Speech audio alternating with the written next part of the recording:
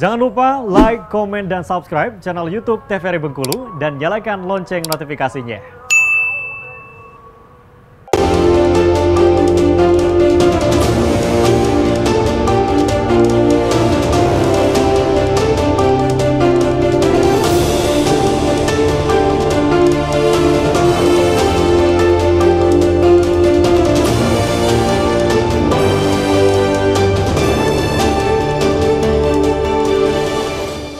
Terima kasih pemirsa TVRI Bengkulu, Anda kembali menyaksikan Berendo masih bersama saya Friko Zuhri dalam tema kali ini optimalisasi penggunaan dana desa untuk mencegah tindak pidana korupsi. Nah, kalau kita bicara tadi terkait dengan tindak pidana korupsi, apalagi ini potensi yang terjadi di desa, salah satunya program dana desa itu sendiri ya. Nah, tadi juga disampaikan berkaitan dengan pencegahan. Pencegahan ini kan juga diberikan pendampingan gitu ya Pak. Nah, untuk pendampingan yang diberikan, apakah ini hanya menjadi tugas dari kejaksaan ataukah juga dilibatkan pihak-pihak luar yang ikut memberikan pendampingan kepada desa sendiri terkait dengan optimalisasi dari pengguna dana desa itu seperti apa?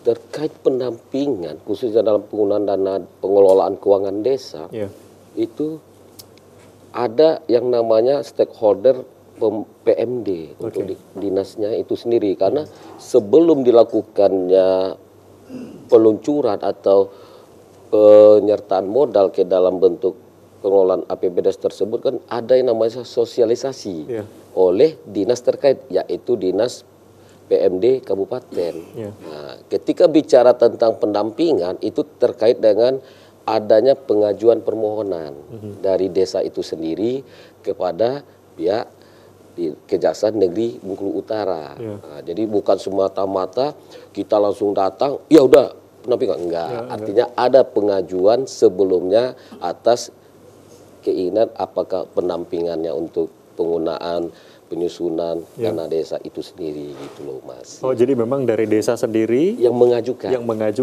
gitu ya. Permohonan pengajuan untuk dimintai kejaksaan sebagai apakah dalam pendampingan penyusunannya ataupun narasumber dalam hal kegiatan rapat musyawarah terkait penyusunan APBDes-nya nanti ke depan. Nah, sejauh ini dari masyarakat sendiri, kalau memang ini dialihkan ke masyarakat, katakanlah tadi meminta gitu ya kepada mungkin kejaksaan dan lain sebagainya. Apakah antusias masyarakat ini seperti apa dengan adanya pendampingan ke kejaksaan sendiri? Alhamdulillah sejauh ini kita lihat peran penting sebenarnya dalam penggunaan pengelolaan keuangan desa itulah masyarakat itu sendiri sebenarnya Mas. Karena mereka yang lebih paham dan lebih mengerti terkait dengan peruntukan penggunaan dana tersebut. Nah, karena apa? Dalam penggunaan dana tersebut itu kan adanya banyak kegiatan seperti bidang pembangunan desa, salah satunya pembuatan jalan usaha tani dan lain-lain, dan adanya pembuatan gedung PAUD atau TK. Sebenarnya peran penting sebenarnya adalah masyarakat itu sendiri. Masyarakat itu sendiri. Yang lebih aktif dan berperan penting. Kenapa? Karena mereka yang mengerti terkait kultur, situasi, kondisi di daerahnya. Di desa tersebut. Jadi memang ini masyarakat sendiri katakanlah tadi yang terlibat, mereka yang mengetahui apa kebutuhan gitu ya, yang memang betul-betul mereka butuhkan. Nah, tadi disampaikan juga nih dengan pendampingan yang sudah diberikan, dengan adanya sosialisasi dan lain sebagainya. Nah, kemudian melihat dari seberapa optimal dana desa ini dimanfaatkan oleh desa sejauh ini, kalau untuk di Bengkulu Utara ini seperti apa nih Bang Rizky mungkin?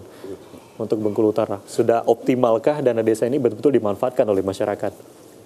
Kalau dikatakan optimal atau tidak, ya sudah optimal lah. Tapi dari 215 desa itu ya pasti ada oknum-oknum tertentu. Seperti tahun 2022, 2023 itu dua oknum kades tahun 2022. 2023 dua oknum kades juga. Nah, jadi kalau dikatakan optimal ya optimal, tapi tidak semuanya. Kadang kan ada oknum yang memang sengaja gitu melakukan hal-hal ini karena mungkin melihat dari potensi gitu ya, dengan adanya apa tadi sela-sela itu sendiri, dengan ada peluang dengan dana desa dan sebagainya.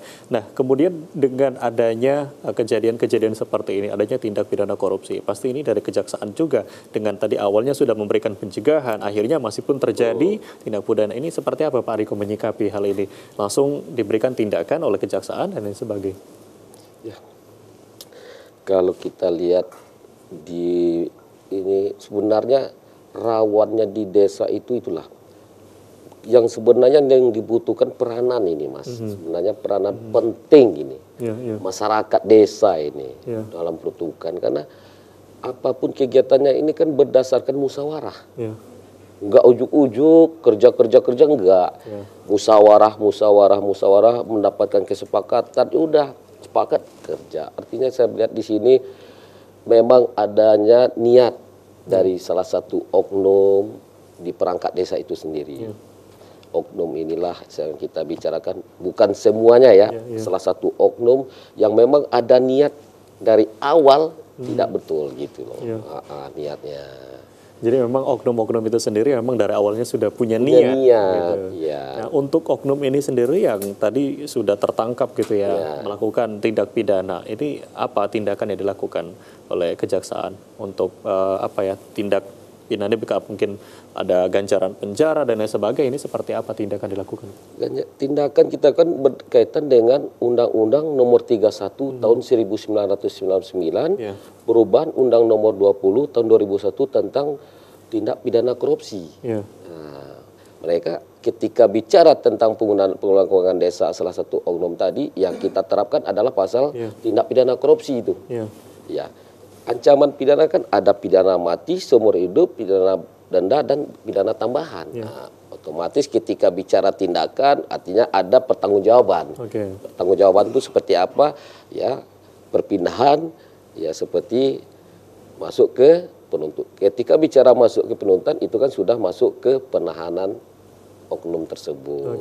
Ya, pidana penjaranya pasti ada sanksinya. Di balik pidana penjara ada pidana dendanya juga. Nah, itu. Jadi itu sanksi yang diberikan. Tapi kalau kita melihat dari sanksi dengan masih pun terjadi gitu ya tindakan-tindakan korupsi di desa, apakah ini mungkin masih belum cukup jerah gitu ya? Mungkin atau hukuman mungkin masih terlalu ringan dan lain sebagainya. Nanti kita akan bahas. Kita akan break terlebih dahulu.